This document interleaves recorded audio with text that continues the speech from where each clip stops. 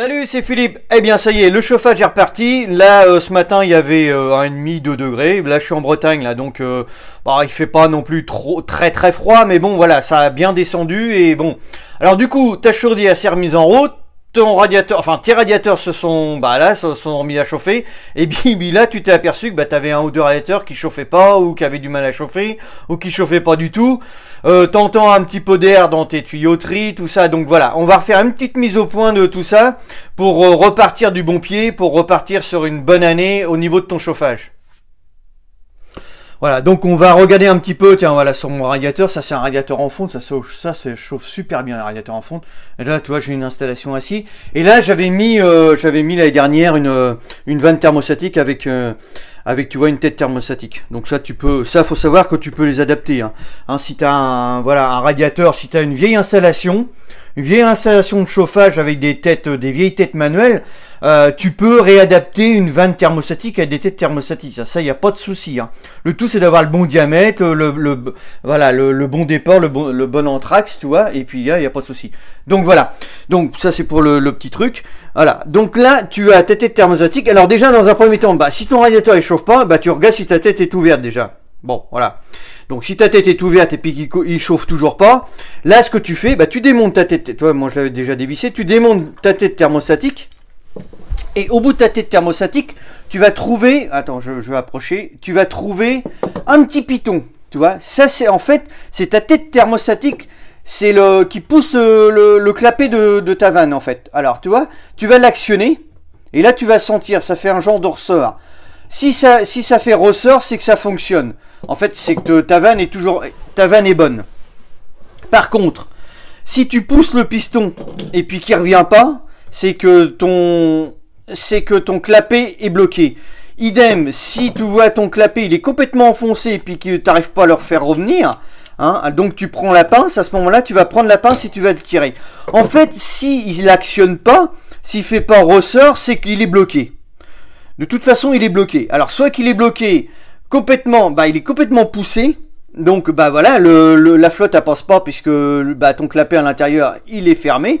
Donc tu vas essayer, alors dans un premier temps, écoute, tu vas essayer de prendre une pince et puis de tirer dessus, hein, pour essayer de le débloquer.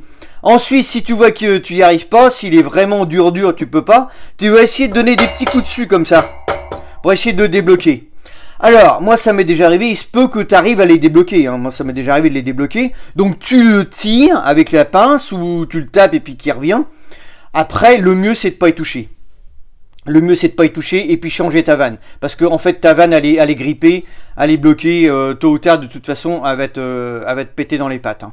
Donc voilà. Donc dans un premier temps, tu essayes de tirer quand même ton clapet pour avoir du chauffage dans ton radiateur. Alors vraiment, si tu n'arrives pas à le tirer, écoute, tu es obligé de changer ta vanne. Alors donc dans un premier temps, la vanne, après s'il chauffe toujours pas, tu vas le purger. Parce que tu as peut-être de l'air à l'intérieur, voilà, donc, comme ton installation a redémarré, ton chauffage a redémarré, il y a plein d'air qui circule parce que tu ne l'as pas utilisé pendant tout l'été. Et il y a plein d'air qui circule dans ton tuyauterie, dans tes radiateurs. Donc il se peut que ce radiateur-là, en fait, il fait tampon, il a pris en fait toute l'air. Donc voilà, tu as un petit peu. Alors sur ces radiateurs-là, tu vois, c'est encore une manette, c'est encore une petite manette là que tu tournes pour pouvoir purger. Je vais te montrer un autre, un plus récent, avec carrément le petit tournevis. Donc ici, tu le dévisses, et puis tu vas purger jusqu'à temps que tu enlèves l'air et puis que l'eau arrive. Alors n'hésite pas à purger, même si tu vois l'eau qui arrive, prends une petite gamelle et voilà, tu insistes. Au pire, même à la limite, tu peux faire même tourner ta chaudière en fait. Comme ça va pousser, la pompe elle va pousser sur la flotte et elle va chasser au maximum. Voilà, tu vois, là je suis redescendu sur un de mes autres radiateurs en bas. Et là tu vois, bon là c'est un radiateur en tôle, hein. Il est plus moderne celui-là, hein. il est neuf, hein. Donc voilà, ici alors les purgeurs c'est pas du tout les mêmes, hein. Tu vois, là en fait tu as une vis. Alors pour purger, toi tu as une petite vis au bout, tu le dévisses. Et puis tu purges, pareil que l'autre là-haut, hein. Tu purges jusqu'à temps que l'air s'en aille, que tu n'aies plus d'air et puis que l'eau arrive en fait, hein. C'est pareil, insiste bien, hein. Il faut qu'il n'y ait plus d'air du tout, hein. Donc ça voilà, ça c'est un autre de mes radiateurs en fonte. Alors il a une particularité, tu vois, c'est qu'il a pas de purgeur. Alors tu as peut-être une installation aussi comme ça, toi, et puis tu es embêté, forcément, bah ça fait des glouglous, tu peux pas purger, rien du tout. Donc voilà, donc il faut savoir que dans le temps, ils faisaient des installations comme ça, ils appelaient ça des installations en parapluie. En fait, ils partaient de la chaudière, ils montaient directement un aller et un retour à l'étage, et après ils dispatchaient, en fait ils se raccordaient en descendant, au niveau, sur les radiateurs en fait, voilà. Donc alors là, tu vois, là c'est un petit peu plus compliqué. Ici, moi j'ai mis une tête manuelle parce qu'une tête thermostatique, ça allait pas. Donc là on est dans le séjour, tu vois, donc j'ai mis une tête manuelle. Bon ça c'est pas le souci. Alors maintenant le souci, bah voilà, c'est de purger. Alors moi ce que je fais, parce que bah forcément comme on n'a pas de purgeur, moi ce que je fais c'est, tu vois, ici ils m'ont mis une petite purge qui est là. Donc bah voilà, je pousse au maximum ma chaudière, je pousse ma pompe, et bah puis j'essaie de purger par là. Alors forcément, bah il fait le tour, mais il fait ce qu'il peut, hein, le pauvre. Hein. Il fait le tour, et puis moi, tu vois, j'essaie de le purger ici, ou alors j'essaye bah ramener au maximum, et puis je dévisse ici, tu vois, mon écrou avec ma pince pour pouvoir purger. Voilà.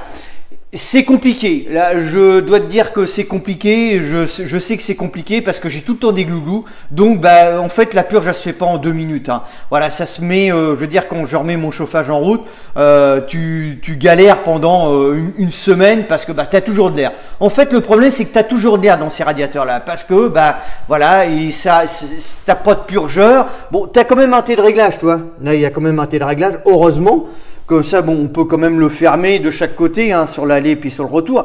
Mais voilà. Donc forcément, bah, quand sans purgeur, c'est un peu plus compliqué. Et tu dois, si t'es dans le même cas que moi, bah, tu as tout le temps des glouglous. Donc il faut purger. Il faut essayer d'essayer de purger au maximum. C'est-à-dire purger, comme je t'ai dit là, à la vis. Si tu as une vis avec un coup, tu vois, là c'est vieux, hein. Ils m'ont mis une vis là avec un petit purgeur là. Ou alors, bah, tu essayes d'amener au maximum ton eau là, hein, tu ouvres tout en grand, tu pousses ta pompe et puis bah, tu essayes d'ouvrir là pour bah, voilà, essayer d'enlever l'air. Voilà. Alors tu vois ici j'ai mis un radiateur panneau, tu vois c'est un grand radiateur mural, hein, on appelle ça un radiateur panneau.